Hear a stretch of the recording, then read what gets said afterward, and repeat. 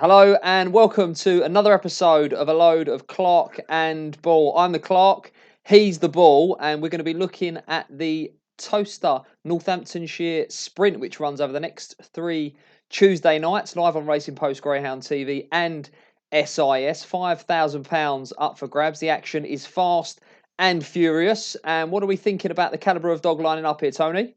Well, it's attracted the cream of the sprinting scene for sure, Dave. And one thing I have noticed, a lot of dogs have been prepping, getting familiar with the track. That's vital at this level. The slightest errors and you are out. But fascinating competition, 6 quality heats, and there's going to be some hard luck stories for sure as part and parcel of the dog racing game. Yeah, I mean, the margins are fine in dog racing anyway, and they're fine in sprint racing as well. But this 270 metres at Towcester is a very short run to the corner, isn't it? It's not one of them where you could get a moderate break, still raw to the bend and make the corner. You're almost going to need to be poor perfect at the boxes 3 times to win it. Well, without a doubt. I mean, you need to be poor perfect in a sprint, or even a long run to the turn at times, but even more so with the shorter run to the bend. But it's got to be very interesting, some roller coaster stuff for sure, Dave. Absolutely right. It is the TRC, Towcester Racecourse Health and Hygiene Northamptonshire Sprint. It is a new competition to the calendar, and we'll kick off straight away because they are the first 6 races on the card on Tuesday night at Towcester. And the first one is going to feature a dog who, for many people, is going to be the dog to beat, and that's Ballymac Miko for Jim Reynolds. Tony, we'll go down the card. 1 is Bentley Crew, 2 is Dollar Bill. 3 is Ballymac Alphonse, 4 is Ballymac Miko, 5 is Swift Edition, and 6 is Alien Moon. I'm very much in the camp of Ballymac Miko. I know Jim Reynolds thinks the world of this dog, as does Connections, and I think this is quite a winnable heat for him here. Yeah, I think Connections will be delighted with the way the draws worked out. I mean, he ran second in that Bar 1 sprint at Dundalk last year behind the Grangeview 10 dog. He's classy, Dave. He's sub 24 seconds at Romford for fun last year. I like the fact that Jim, he's given him 3 trials round Towcester. He's improved with each look round as well. That's crucial. He was workmanlike on his reappearance at Monmore, but class saw him land the spoils there. I do respect the veteran, Ballymac Alphonse, but it has been a long layoff, and as much as he can go well fresh, I just think that Ballymac Miko, if he's going to be a leading contender, I think he will be advertising his claims in this particular race. Yeah, he's a very strong selection for me. He's going to be a short price. I think it'll probably be about 2 on chance. There is a dog in here that I do like, Tony, but he's a dog that just doesn't want the inside. I know he's unseeded, he's a railer, but Bentley Crew does not want to be anywhere near the inside. I'm surprised he's not seeded middle, but he has got pace, hasn't he? He certainly has. Give him a solo trial, Dave. He's shown what he can do, 15.81 in trials, but it's getting it together in races. He's always been a dog that misses the beat and tries to surge to the bend, but obviously it hasn't gone his way. Had a little bit of a confidence knock in recent outings, and I do believe it's all about Ballymac Miko in this opening heat. Yeah, he's a little brother to Pastana, of course, Ballymac Miko, and I know, having spoken to trainer Jim Reynolds in the past, that there is a school of thought that this dog might get up to 500 metres, and we might be looking at a Derby contender here. So that's something to look out for. 4's going to be short, Tony. I'm going to put up Swift Edition for John Mullins, who I think will get a run around the outside on the shoulder of Ballymac Miko. So I'm 4/5. Have you got a cast, a danger to the Jolly in the first? I'm going to throw 6 in as the cast. I mean, running out of his skin, really settled into his new surroundings. That consistency at the boxes could even see him ruffle a few feathers, Dave. Yeah, okay, so Alien Moon for Tony Tuffin on the outside for Tony. Right, here we go then. On the inside in the 628, which is heat number 2, we've got Golden Sprint Champion, Bocco's John Joe for champion trainer Patrick Janssens. Not going to see Gem is in 2 for John Mullins, who of course is switching to Towcester from Yarmouth. Sandwood Jet for Lisa Stevenson, the Sheffield Raider. Shrewd Call, the Sprinter of the Year last year for Dave Mullins in 4. Bocco's Boss for Robert Coppin out of Yarmouth in 5, and Bubbly Spark for the Champagne Club and Paul Young out wide in trap 6. I looked at this race, Tony, and I thought, well, I'm quite happy to accept that Bocco's John Joe is probably the fastest dog in this competition. Can I get him beat here? Because in a sprint, he might not be the most reliable at the boxes. He's fast, Can we sort of find something to take the rail away from him early on? And I don't think there is. Not going to see Gem, I think, is probably more middle than rails. If he finds a start, he'll at least be level at the bend here, Bocco's John Joe, only, and he's hard to oppose. Yeah, it's a heat that would grace the final, in fairness, Dave. You've got Bocco's John Joe, absolutely sensational in landing the golden sprint at Romford. All of his wins have been at Romford, and this is his first competitive start in a sprint. But the fact that he's done 15.85 and, more importantly, has that red vest, and I think that is crucial for Bocco's John Joe. True call, what a sprinter last year. Silver Salva won a sprint at Hove, won the Green King IPA at Yarmouth, contested the Golden Sprint final behind Bocco's John Joe, and even Bocco's boss. I mean, he was probably one of the fastest maidens in training, finished second to Gonzo in the Gold Cup, and finally opened his account over 400 metres at Romford. And I think Robert Coppin has got a little bit of a tune out the dog, in fairness. He got murdered in a sprint at Romford last time, but showed he's none the worse with a decent prep trial. The only thing is I can see him edging in onto Shrewd Call, and I just think if one can get the rails and half decent exit, he can really assert up that home straight, Dave. Yeah, I mean, let's talk about Shrew Call then, who's the sprinter of the year. I know Dave Mullins had concerns about the short run to the corner at Towcester because he's a dog that he's not flashy from the boxes. His speed is into the bend, and he's going to need to trap here because he's really only going to start hitting top gear as he starts to turn, isn't he? So he's maybe one to take on, but of course, if he comes away, like so many of them in this competition, he's going to be a handful. Yeah, he's a big frame dog as well. He's 36 kilos. And what I do like with him, he does pick great racing lines. He's not a dog that swerves all over the place on the run to the turn. If he comes away well, he will stay true to the bend. So, listen, True Call's one of the fastest sprinters in the country. He showed that last year by being Crown Sprinter of the Year. But I suppose Bubbly Spark could be the forgotten doggy. Again, he contested the Golden Sprint final, and although beating Diamond Lisa wouldn't be an out-and-out sprinter. It was a good trial from Paul Young's charge. It was a clever trial putting Diamond Lisa in with Bubbly Spark because they weren't going to get in each other's way. And you break 16 seconds, Dave, you're capable of getting competitive at any level. Yeah, she's a nice bitch, that Diamond Lisa. So I think that form reads really, really well, beating her 3.25. I'm going to take a chance with Bocco's boss to be the one chasing home Bocco's John Joe. So a Bocco's full cast for me, 1/5. Sounds like you're 1/6, Tony. I am, yeah. I think if 5 and 4 just take each other's ground initially out the boxes, I think 1 can get his position on the rails, and we know what an engine he's got, and 6 high, wide, and handsome to qualify. Yeah, we'll talk outright at the end, but Bocco's John Joe, I think he's there or thereabouts, anti-post favourite. He's got to be in 1 though, isn't he? I think if you're backing him to win it, you're probably hoping that he gets 1 3 times, aren't you? And that's the thing with the dog. We've seen what a difference it makes to him, Dave. And if he does get drawn in a heat where there's 2 or 3 dogs inside him, you would fear for him. So there could be a bit of value in the outright if you think that the inside runners might not get their draw. Yeah, absolutely. We'll get to that. I do think he's the fastest dog in the competition, though. Bocco's John Joe. We'll see him in full flight in Heat 2. Right, Heat 3 comes the 6:43. Track 1, Optimism for Richard Devonish, locally trained. Lila's Boy in 2, making debut, UK debut for Nathan Hunt. Masteroo for Lee Field, friend of the show. King Sam in Trap 4 for Liz McNair. Droopy's Flight in 5, again for Nathan Hunt. And 6 is Agaba and Joy for Paul White out of Monmore. Yeah, take me through it then, Tony. I thought it was just quite a tricky little race, this one. Yeah, I'm instantly, whenever there's a newcomer, you automatically look at the Irish card. I see Lila's Boy had a couple of wins at Cork over 480 metres. Trials are satisfactory. The Central Park trial would probably be the best, the 16:32, but it's not an easy task. I know Droopy's Flight was a dog that you was keen on buying, having seen him run at Newcastle. The old black muzzle form, my favourite, but he put in a good trial there, sub 16 seconds. But I do think this revolves around King Sam. He's coming into this event with his confidence at a high. He took a nasty tumble. He contested the British Breeders' Sprint at Towcester last year, but he was impressive in heat and final of that British bred Midland Sprint at Nottingham. And I do think that he comes into this event with confidence at a high. Got 15.85 on the card in the trial, so he's clearly got what it takes. Good draw, Master Roo. I'm thinking is going to be heading to the inside here.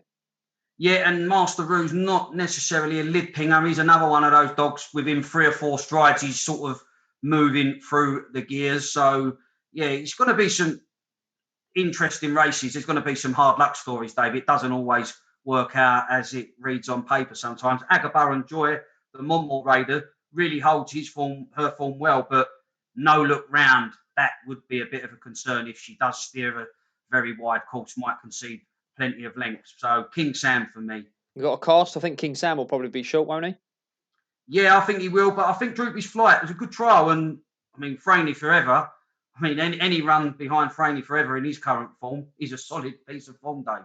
Yeah, absolutely. I'm going to be 4/5 as well. I mentioned for optimism on the inside for Richard Devinos. I think he's probably the best local sprinter at Towcester, but he's a dog that I like seeing out of 2 or 3. Really, he's very very fast, but I do feel he comes away best out of a middle draw. But should he come away, he'll certainly be competitive there. So one for the locals maybe, but I'm going to be 4/5, same as Tony. Right, let's move on then to the next heat, which is heat number 4, the 6:58. Mr. Roo on the inside for Lee Field, Bubbly Kane for Paul Young in 2, Kazagi Kashin in 3 for Kim Binningham. 4 is Make No Apology, 5 is Westmeath Pearl, and 6 is Queen Lily in trap 6. They go to the traps at 6:58. It is heat 4. And who do you fancy, Tony? I'm with Bubbly Kane, Dave. He's a dog that's not got a lot of mileage on the clock because he's had a stop-start career. But one thing he does have is talent, and those recent batch of trials suggest that he's ready to rock and roll on his reappearance. Again, it's a decent heat. Queen Lily, produce semi-finalist last year, Winter Derby finalist at Monmore. Make no apology, he reached the 2019 Puppy Cup at Romford and contested some good competitions over 4 bends. He's not really an out-and-out sprinter. Lee Field's Mr. Roo could be the fly in the ointment on the inside. Again, not another lid pinger, but paces up really well. But I really do feel that those trials suggest that Bubbly Kane will be able in Heat 4, Dave. Yeah, very good. Mr. Roo actually, incidentally, been nibbled anti-post as well. We'll talk anti-post a little bit later on, but I'll try and flag up the market movers and has been nibbled at big prices there. So maybe perhaps a big run expected from Mr. Roo. I like Westmeath Pearl here. I think it's going to be a big price. She's fresh. I think she's good to go. 23-24 at Crayford is certainly not to be sniffed at, and she's got good form over 2 bends as well. Some really good clocks over the 285 at Hove. She's an Oak semi-finalist as well. She's got a touch of class about her, and I think one of the more winnable heats there might go well at a bit of a price, and she's fresh. Westmeath Pearl for me for Jason Heath. Right, let's move on then to the next heat, which is the 7:18 Heat 5. Track 1, Mina Marvel for Neil Britton. 2 is Ardira Nidge for Mark Wallace. Skip Along Sarge in 3 for Patricia Cowdrell. Gertner Cree Bow in 4 for Martin Wiley. Feather Breeze for Richard Joyce in 5. And Carol Grasso's Jetstream Socks is out wide in trap 6. I'm all about the outside boxes here. Feather Breeze and Jetstream Socks. Tony, what about yourself? Yeah, I like Feather Breeze here, Dave. National Sprint finalist, Golden Sprint semi-finalist. He's got D1 winning form at Hove. He's not a dog that's the most reliable at the boxes, but when he does get it right, he's done 1770 odd at Nottingham, and he broke the 16-second barrier in his only trial at Towcester. That was in January, but this dog can run when everything clicks into place. Jetstream Socks has become ungradable at Henlow over 460 metres, and he's not really an out-and-out sprinter, but it's no surprise to see him put up a couple of decent times. In a trial, we would do that, them type of dogs. Mina Marvel is an interesting runner on the inside. Not sure he wants to be bang on the rails, but he broke 17 seconds when winning at Newcastle recently, and he's got decent enough form at Perry Bar. But I do like Feather Breeze in this heat. If he can get his trapping boots on, not only will he be a contender in this heat, but I think even outright he could go deep. Right, save the goodies for a little bit later on. I think Ardira Nidge can run a race here on the inside. I'm the same as you. I don't think Mina Marvel wants to be in one, and I think he might miss the kick because of that. If he was down the middle, I'd be very interested in him because he's certainly fast enough. So I'm going to frame up to our Deerinage, and I think it'll be either 5 or 6 that can come through here. So I'll sort of be 5 over 2 and 6 over 2 for split stakes. But I do like Jetstream Socks. I think if Carroll can get a start out of him, he's very, very fast. I mean, 27.33 round Henlow is absolutely electric. So, yeah, 5 over 2, 6 over 2 for me in Heat 5. And then the lucky last is a very, very interesting race because we've got an Oaks winner on the inside. Ballymac Trend for Kevin Boone in 1. Swift Guard is in 2 for Ben Reynolds. 3 is Ballymac Burkran for Alison Kelly Pilgrim. 4 is King Bruno for Liz McNair. 5 is Gilo Gold Dust for Carl Perry, friend of the show. And 6 is Aero Madrid for Mark Wallace. Let's talk about the top first. Trap 1, Tony. Yeah, it must be. I mean, only an April 19 for Kevin Boone, as you say, got that Oaks win. I'm not sure. As much as the draw on the inside might be helpful rather than a hindrance, again, this is a really quality heat, and you're immediately drawn to Gilo Goldust because she's just a model of consistency. And it was at this track, Dave, she won a heat and final of a maiden event that really was the launch pad for her to go on to better things. She reached the national sprint. I think she was third in the national sprint final and ran an absolute blinder. Cole got his bitch out on the night in the final with a golden sprint, but Bocco's John Joe countered the move on the inside and just showed the better middle gears. But I do feel that she can pass this test. King Bruno's clearly thriving on quick races. Reb's got him ticking over pretty nicely. And Swift Guard, he won the RPG TV Sprint Cup at Newcastle last year and did beat Gilo Goldust at Nottingham early in the year. So he can shift when he gets it right at the start. But I love this bitch, Gilo Goldust, and I think she can, again, go deep in another big competition. Yeah, not a lot of form over course and distance actually on show in this whole competition. Plenty of trials, but not much race form. And as you mentioned, Gilo Goldust ticks that box very much. So I'm going to go with 2 here, Swift Guard, who, as you mentioned, beat Gilo Goldust at Nottingham back in January. Also a good winner at Newcastle and Monmore, and I think will boss the inside here. So yeah, Ben Reynolds, Swift Guard for me in trap 2 there. And I do think that King Bruno will run a big race as well. He ran on Sunday at Central Park. He's been kept busy by Liz and Rag McNair, but he's very, very fast, and I think he'll run a bit of a race. But yeah, wide open contest, that one. You not got the top on your mind at all then, Tony, in this race? Not really, no. Again, as fast as she is behind Bocco's boss in a trial, I do think this is quite a big ask. It's a quality sprint, and she's going to have to, however good she is, she's going to have to bring her A game, Dave. Yeah, absolutely. She's got that draw on the inside, but she'll need to find a very, very good start. Right, incidentally, the 7th race on the card is the 7:56, which is the Towcester Marathon Shootout over 942 metres. Only 3 runners. Do check out our episode that we recorded earlier on this week, where we spoke to connections of all 3 lining up in that. So yeah, very, very much worth a listen to that. And looking forward to that. There's £1,000 up for grabs there. There is £5,000 up for grabs in the Northamptonshire Sprint. There was big prices on offer about Ballymac Miko early on, taken by a number of very, very fast-fingered punters. I think double-figure prices about Ballymac Miko. That's gone. I think Bocco's John Joe's heading the bet in, along with 1 or 2 others. I'm looking further afield here, Tony. I'm looking for value. I think this is a wide open competition. I think the short run to the corner is a little bit of a leveller. I do think, as I've mentioned already, that Bocco's John Joe is the fastest dog in the competition, but his dependency on being towards the inside, again, is a bit of a leveller. So I'll let you go first, but I'm certainly looking for bigger price runners than those at the head of the betting. What about yourself? Yeah, what about as soon as I saw double digits for Ballymac Miko, I couldn't believe it, and it was a sprint that I lost, Dave. I weren't quite quick enough off the blocks, but good luck to those who got the double digits. I thought the draw worked out well. He was in one of the less demanding heats, should we say, and the fact that Jim, who knows the time of day as good as any trainer out there is Jim, 3 trials he's given this fella. He's a lovely striking dog when he's in full flight, and I think he can throw down a serious marker here.